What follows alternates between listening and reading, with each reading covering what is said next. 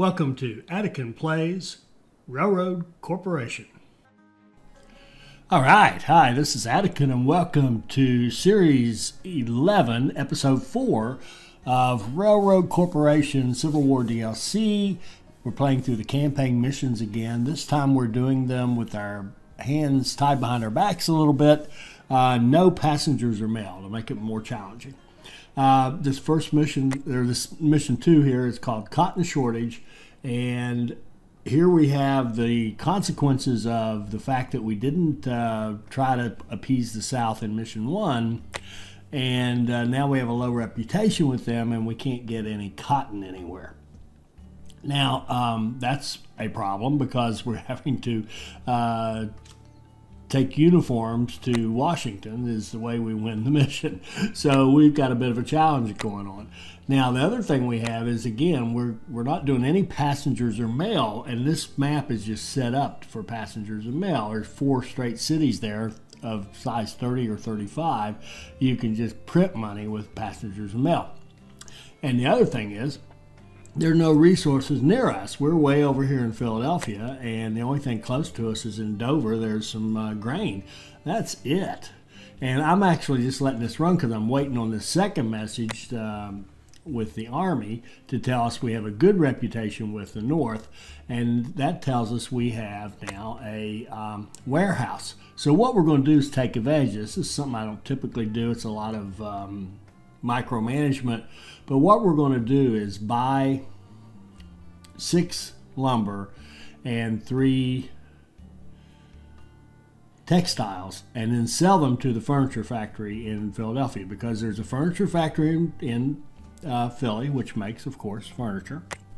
It needs those supplies to make it. It needs lumber and textiles, and the city of Philadelphia needs furniture.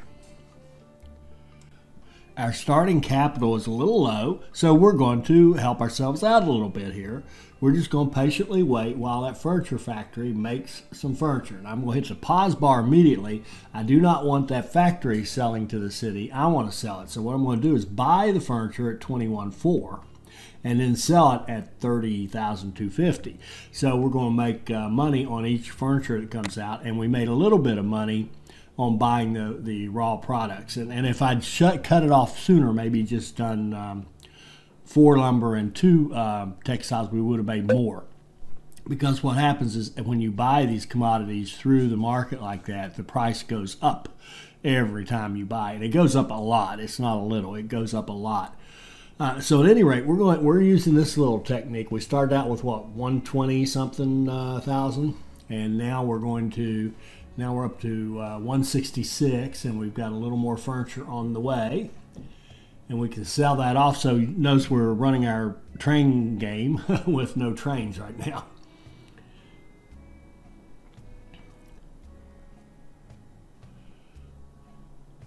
So we'll wait for those final 2 to pop out. It takes 1 textile and 2 lumber and makes 2 furniture. So we're going to buy those last 2, sell those to the city. And now instead of 120 something, we have 183. So little better. Now, what we want to do with that money is make money with it. Invest it in a way that can make us some money. So we're going to put a farm in Philly. There's no farm anywhere up here in the north. You have to go all the way down to like Lexington, way down in the south, to find a farm. In fact, it's the only farm I can see on the map. And so we're going to have our own farm, and we're going to set up a line that runs from Philly, runs across the river here, bridges at a relatively narrow part of the river, and then turns to the south or east and heads down to Dover.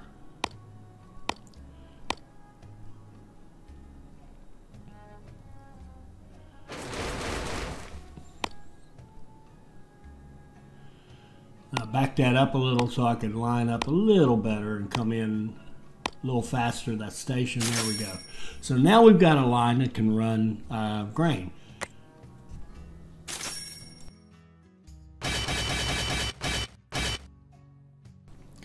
and we can run that grain up to our farm. Now the bad news is, of course, we're going to have to buy that grain. We don't have the option to buy the wheat field. If we could, we absolutely would. But we're going to have to buy the wheat every time. It's not too expensive, $800 a pop. And then we're going to take it up and put it in our farm. Now, we don't get paid for any of those shipments. So this train is going to basically lose money for us. But we're going to go up here and put it in our farm and then take the meat that the farm produces and sell the meat at a much higher markup. So that's kind of going to be our starting point for this. Now we get a message there that there's cotton down here, just bottom screen below Dover on down is a little town called Salisbury.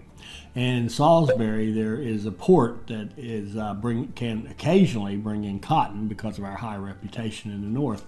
But it's very clumsy and hard to get to, it really is. So it just intermittent supplies, which are very hard to deal with in this game. So now we're waiting to get some meat, and what I decided to do here, instead of waiting, I decided to make those optional, and then go ahead. I can go into the warehouse and sell and let that train keep running. So we'll go into the warehouse, go to the city market,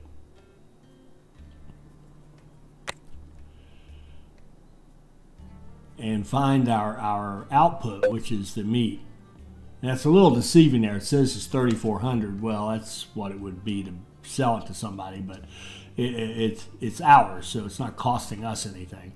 And we're going to sell that meat to Philadelphia and make money. We're just going to keep doing this until we get enough money to go ahead and expand a little bit.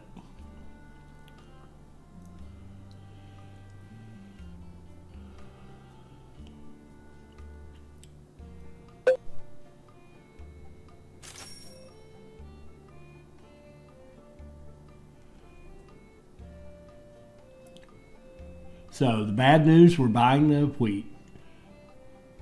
More bad news, we're not getting paid for the wheat at the other end. But the good news is we are doing a higher end product now. We're selling meat to Philadelphia. Now this little well, of course, will run dry quickly because our price is going down. Once you hit that 8 mark, I believe it is, you end up losing your money you're getting for those goods goes down. So you can only run this so long. And we could run it all the way up to 20, of course, till we're just filled up City Hall with meat.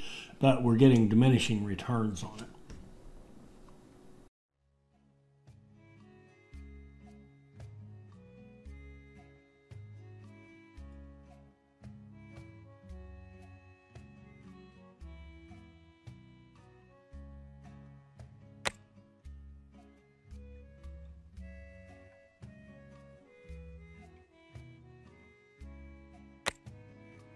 Now we've accumulated a little bit of money, so we're going to go ahead and connect Wilmington in here, and for a lot of reasons. The first one is to create another place we can sell that meat.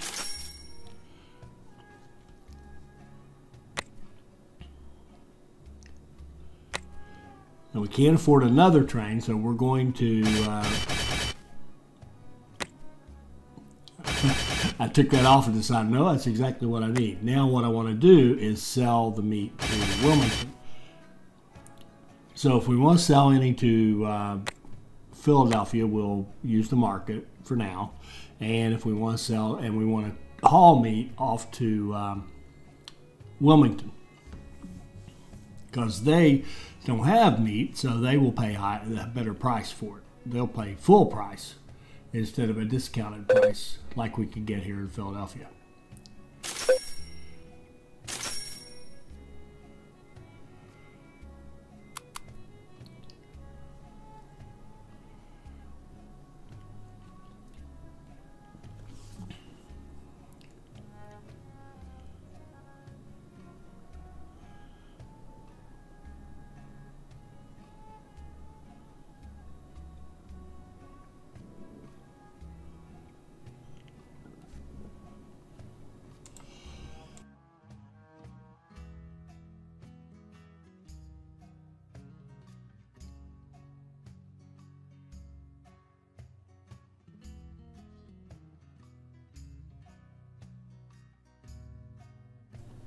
Doing these missions without passenger mail is not the most exciting approach because you have to be patient. It takes a while to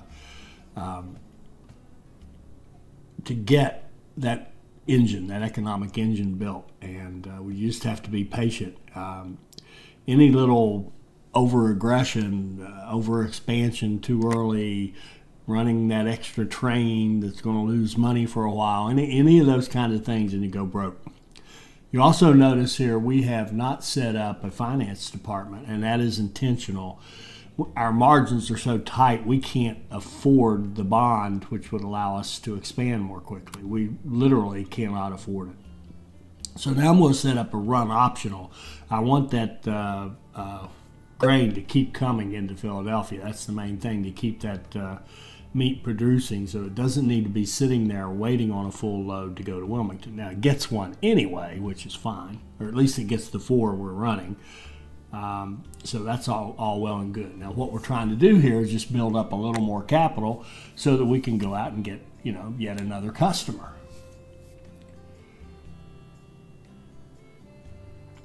Now I really like this this lady right here. Pay people less, and they take up less space. So somehow she convinces them to work in cramped quarters for less money. But so that makes her a good employee. So we're doing a little investing in the future. What I'm really looking for, strategy-wise, on the employees, I'm looking for people to give us discounts on purchasing raw materials, because in this mission we can't buy the raw material producers, the wood, the ore, the coal, pyrite. We can't buy those, so we're going to have to pay for those resources every time we want to ship them somewhere, and that's how you go broke in this game. Put it simply. So we need a little money to stimulate our growth. So we're going to go ahead and sell some more meat into Philadelphia.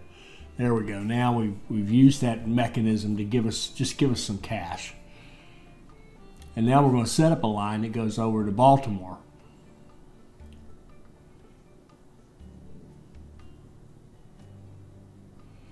And that's a little tricky, the way we've got that T-junction. It's a little tricky to get over there, so I decided to just come out of the bottom of the T and go across the river like that. Kind of a long bridge, but that's okay.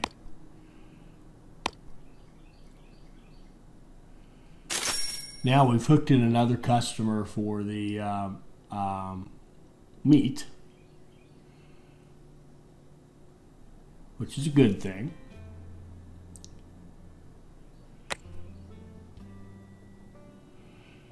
I still need a little bit more money. So I'm going to sell a little more meat into Philadelphia. Not a great price, but it's there. We'll sell it enough to give us a train. And here I goofed.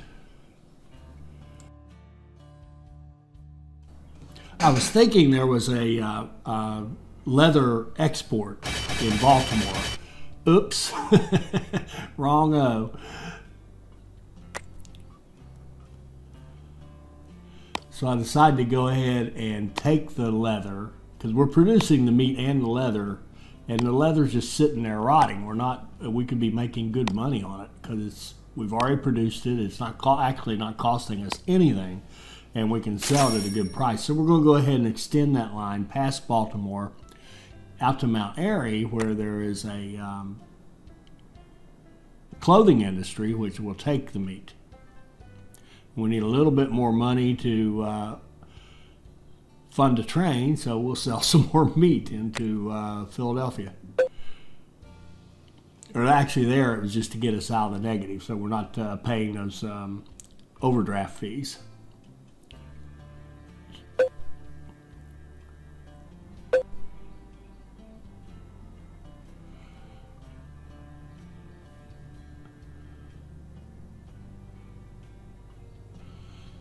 So the money works out.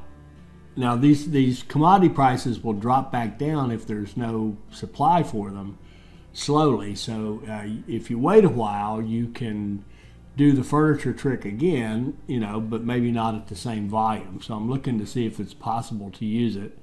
And what I decided to do now, kind of punched in and said, okay, you've got your train. I kind of forgotten I already had the train.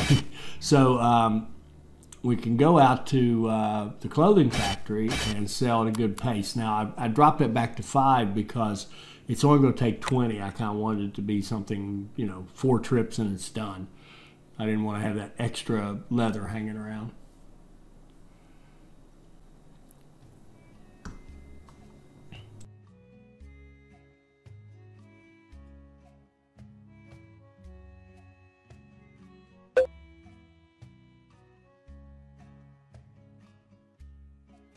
So here goes our leather train out to Mount Airy to the clothing factory. Bringing in good money there.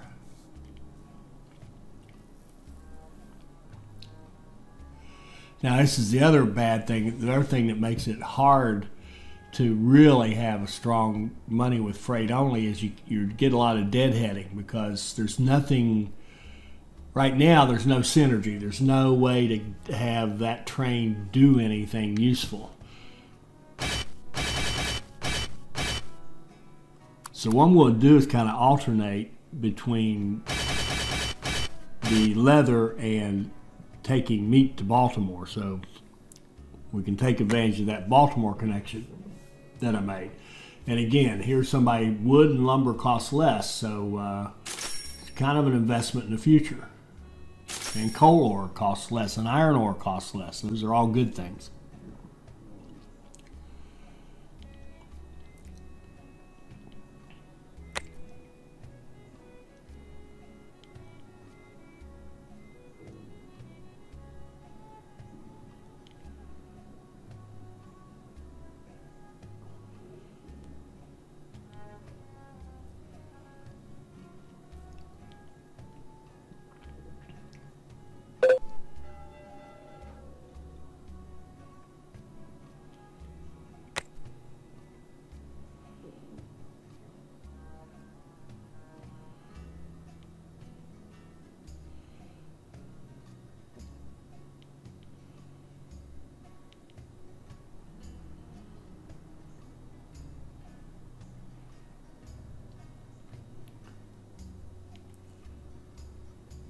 All right, so we're starting to make a little bit of money, and I'm looking to see, we've got track all the way out there. There's saltpeter in Point of Rocks. The gunpowder mill in Wilmington needs a lot of saltpeter. So I'm thinking, well, let's buy the saltpeter. It's not that expensive, and sell it at the gunpowder mill and have another little money maker. Plus it gets us started toward gunpowder production. I'm not worried about the gunpowder production so much, but it's another source of income, I'm thinking. So let's see how that works out. Now I'm also seeing if there's any low-hanging fruit contracts. Now with this approach and the tight margins we're running, the contracts are very dangerous because you got to make sure you can do them, and you have to remember that during the time that you're trying to do them, you have trains doing something that for which they are not getting paid, right? So you're running freebie, and we can't afford freebie runs here because, again, our margins are very tight. We're having to buy all the raw materials. We have limited markets. This farm is really our whole thing. If we didn't have the farm, we'd be toast pretty much. I mean, we could, you can only do this right here so much. You can only do so much of the furniture thing because of the diminishing demand and the higher increasing prices on the commodities. So there, we made some money on that, or a little bit, I think, and we'll make money when we sell that furniture. Okay, so demand for those items is increasing. I don't think it helps. It doesn't change much for us, really.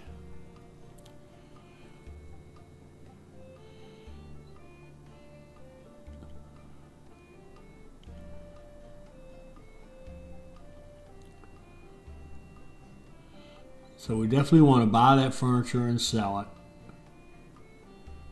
And notice there, well, no, let's see. Yeah, we missed one. I wasn't paying attention. The city bought one directly from the factory, which cut us out of the deal. We could have paid $21,000 for it and gotten the made the money on the difference. But at least we got it for the second one.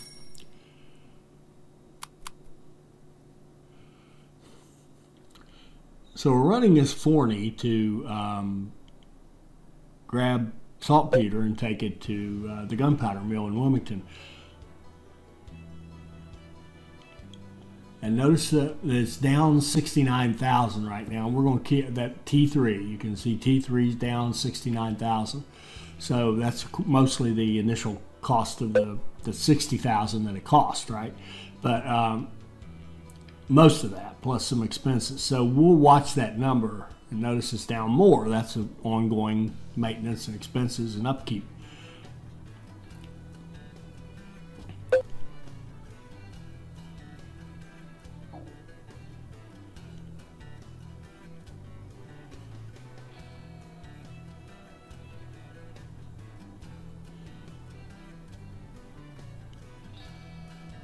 So we've got T1 losing. We've got T2's the only thing making money for us. It's the one hauling the meat.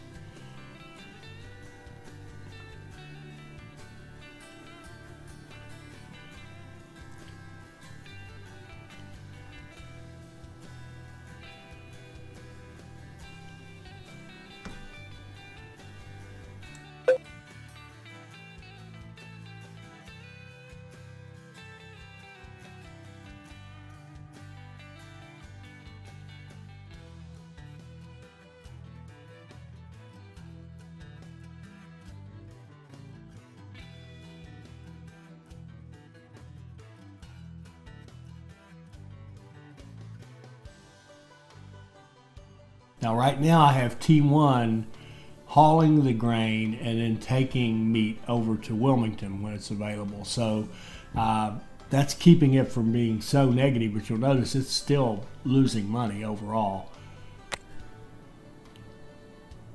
So now we're going to swing off that same line and head over here to Washington and get ourselves another customer for the meat as a first step. Now we need Washington anyway if we're going to haul any gunpowder. Well, we certainly need it to haul the uniforms in there and to win the mission. That's the only way we can finish the mission.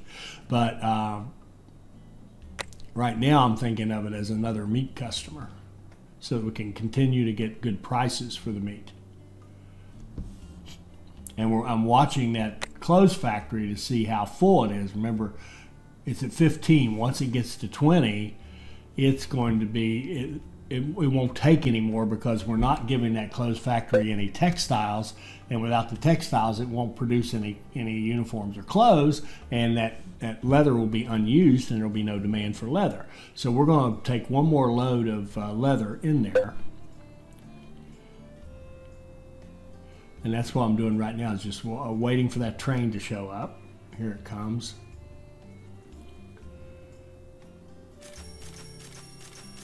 Now it's done with that. We filled that up, so now we're just going to take that train and say, okay, make another trip to the farm. And I held the shift down one too many there and got two Phillies, but go to Philly, pick up meat, and then take it to Washington, drop it off. And I wanted to tell it to go Philly next.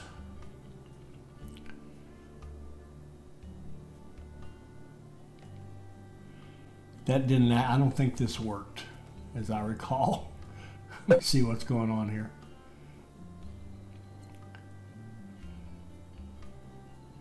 Oh, it did work. It's a little weird. It got confused there. It picked up as if it's in that top Philly, and then it jumped down to the bottom one, but now that means it would still want to be loading. So the game, since a recent release, has had a problem with trains getting stuck. In fact, I had to stop playing this for a while. In fact, that's how I got confused with the leather deal in Baltimore, because I got confused with another time I tried playing this. The game would literally freeze. You couldn't run any trains. You had to do this save load thing in order to try to free up the trains and get them to work. Now, they did put out a patch this morning on June 27th. They put out a patch that seems to have addressed that issue. But I was thinking here this might be the same thing. That's why the train is confused.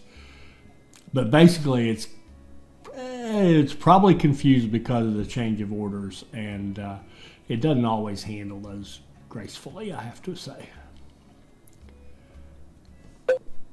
All right, so I've reloaded. I loaded and then reloaded the file I just saved and then loaded, I should say. And I'm hoping these trains will take off. So T2 is still sitting there, and I'm going, uh-oh, uh-oh, uh-oh. What are we going to do? See, it's very confused. It's already loaded, but it thought it was somewhere else. So finally I hit the skip button, and that fixed it. So I probably could have done that in the first place without hitting doing the save and load deal. But now our train is set up to go to Baltimore for meat and to Washington with meat.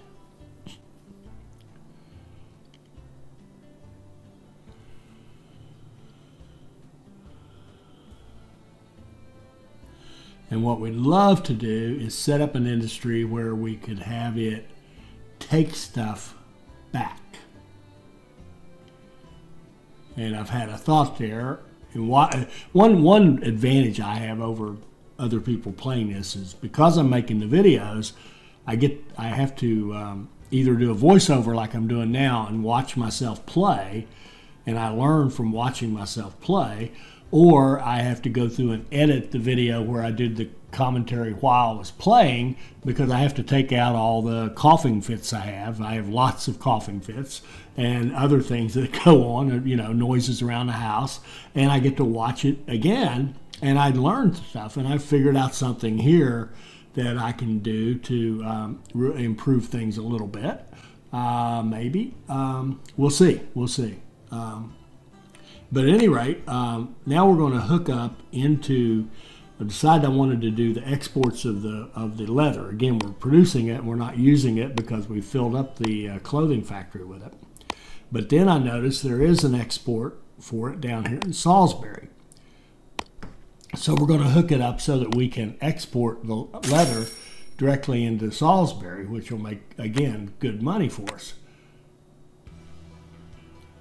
So I'm going to set up a train, and the first thing I'm going to do is just have it quickly run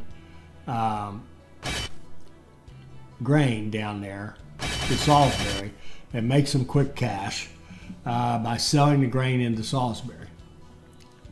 And we'll just kind of let that run until it's kind of, quote, done, unquote, with that task. We've loaded up Salisbury with grain, and then we'll switch it over and have it export leather.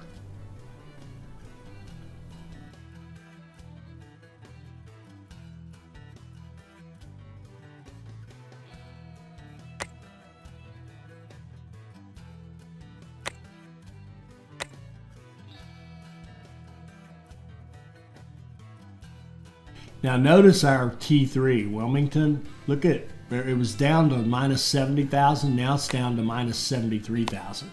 We have a train that's buying saltpeter, selling it for a profit, but because of the length of it and the maintenance of the train and everything and the service and all that, fuel, what have you, we're losing money on that line. So that line is actually losing money. We're going to have to do something with that, because right now all that's doing is slowing us down. I could have that train doing something else, or have that money that we didn't spend on that train invested in some other way. So it's useful to watch. I usually don't pay much attention to the train profit per se, because there's, like T1, we know it's going to lose money.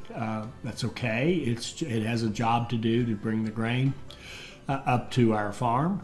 But here's a case where it's useful to watch that number, because that I would have thought you could make money on the saltpeter, even if it wasn't great money, because you can, at the end of the day, sell it for more than you bought it for by like 3 to 1. But we're not making money on that.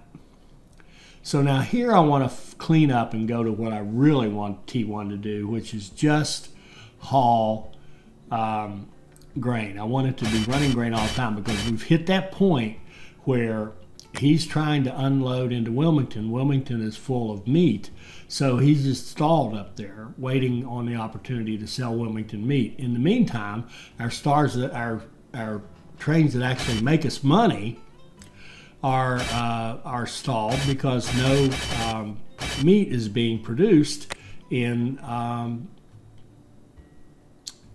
Philadelphia at our farm, because T1 isn't getting there. So we've got to really, at the end of the day, I prefer having a dedicated train bringing those raw materials in, train or trains, depending, and then have trains dedicated to selling the product.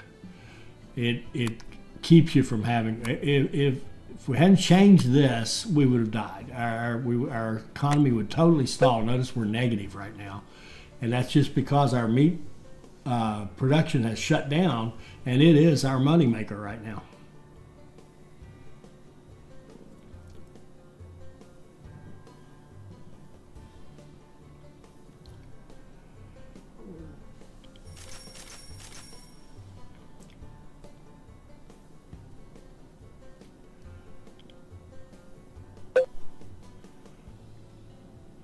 Okay, we've sold a fair amount of grain into Salisbury, and now it's time to start exporting the leather.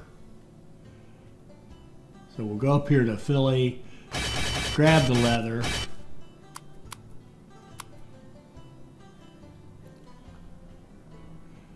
and apply that, and now we can start making money off that leather we've been creating all this time. And we've made some money on it by taking 20 of it, but you can see there's 20 out of 20 in there. It's full. We can keep a steady pace of a train going down there and making us money at 7,000 a clip, so 42,000 each trip. It's going to make it. We'll deadhead back, and we could even fix that potentially. I mean, if we wanted to, we could have it. You know, T1 could actually take grain up and then bring leather back. That might be a nice change to make it so that T1 could actually make money. Now here's where I said, you know what, we're just making, this is crazy. We're running this train to lose money, so I'm just going to put it on idle and let it sit there for a while. Until we have a better use for it.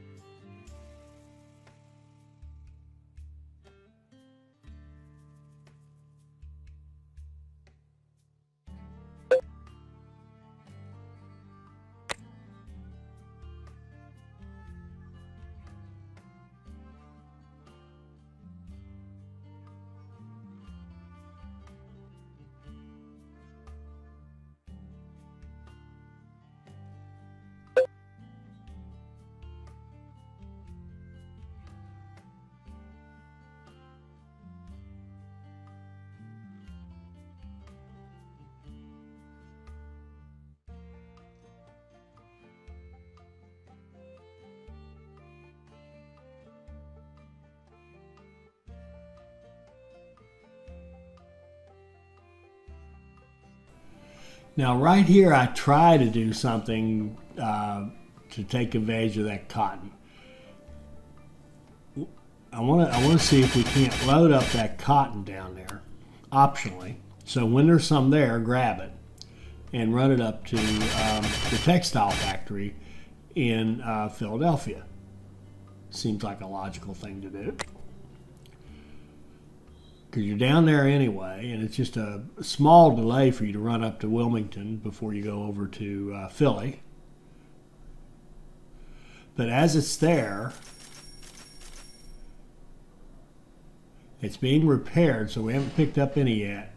And that cotton degrades. It's on a timer. So see, it's actually gone. It's disappeared while that train has been getting its service. So now I've got a train sitting here wanting to load cotton, but I get this buffer is no longer accessible area. You see it down there, it just went away down there on the bottom right. And so we're getting an error here. So even though I'm trying to make it go, it won't go. It's going to try to do that load, and there's nothing for the load. See how it goes to the next one? So I'm just going to have to take that off. That little experiment didn't work. There's no way to set that up to say, if there's cotton there, grab it, and if there isn't cotton, just move on. It won't work because the buffer's gone, the way the game works. It's sort of like those contracts, you know, when you finish a contract and then you get that kind of chalky looking icon for the good you're trying to deliver because the contract is over. That's kind of the same deal here. The cotton doesn't exist anymore. So now we've got a little bit of, well, we need a few more funds, I'm thinking, and we can afford now. See, Philadelphia has gone down to 4 on its meat, so we can sell them a little bit of meat at a decent price.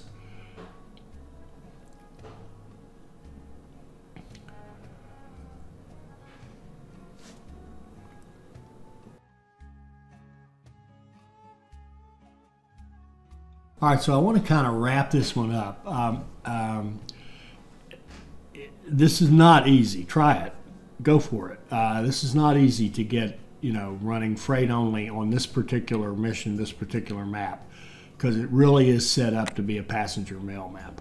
So what did we do? We took advantage of our warehouse and our trading department, and we bought some lumber and textiles, fed it to a furniture factory, then bought the furniture and sold it to Philly at a profit. And we used that to get a little extra cash, give us enough money to put a farm in Philly and run that wheat from Dover over to the farm, start selling that meat to Philly until we had enough cash to expand out to Wilmington, start selling meat to Wilmington. Then we expanded out and started dumping some leather in a clothing factory. Then we ran our ill-fated saltpeter line, and now we're looking at we've got a discount. We've gotten an employee gives us a discount on iron, so we can run iron out to that steel mill, and I'm setting up the wood because I know I'm going to want to use that. And so we're going to start running iron ore out to that steel mill and make some money on that for a bit, for a limited time only. But we've got this train that's idle here, so we're just going to dump that saltpeter and change his line to say, okay, pick up iron and take it over to Martinsburg. So we can make some money on that, and we can only do that for a while because we're not supplying anything else in there to Martinsburg, so it's going to stop its demand. But you can see there, if we can just go get some coal, we can create iron, then we can sell that iron to the tool factory, and then we can set up Sandy Bridge with maybe wood and a sawmill and sell wood lumber in there, and then we can really make some money. So that's probably what we're going to look at in the next one, because we do not have an economy yet. We do not have an engine that we can start running those at a loss lines to try to make gunpowder, for example. That is not going to work. So we need a lot more economy, and we'll work on that in the next episode. I hope you enjoyed this. I hope it'll help you become a better player, and I hope you'll join us for our next Railroad Corporation video. Thank you.